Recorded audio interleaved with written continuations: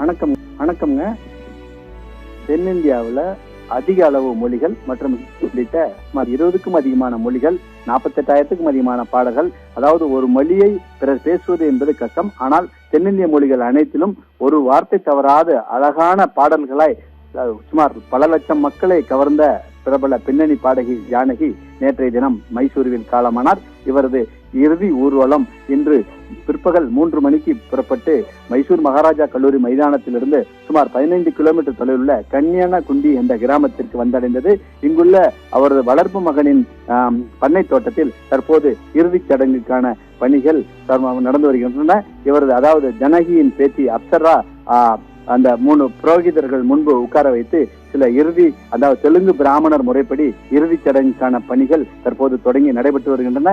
இன்னும் ஒரு சில நிமிடங்களில் அவரது உடல் தகனம் செய்யப்படுகிறது.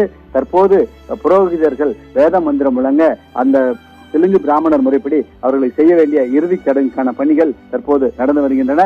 இதற்காக இந்த கிராமத்தில் உள்ள ஏராளமான மக்கள் மற்றும் மைசூரில் இருந்து வந்த ஆயிரக்கணக்கானோர் இந்த பண்ணை தோட்டத்தில் குவிந்துள்ளனர்.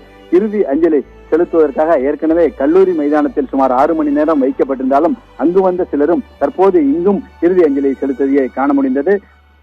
தொடர்ந்து இன்னும் சில நிமிடங்களில் ஜானகி உடல் தகனம் செய்யப்படுவது குறிப்பிடத்தக்கதுங்க.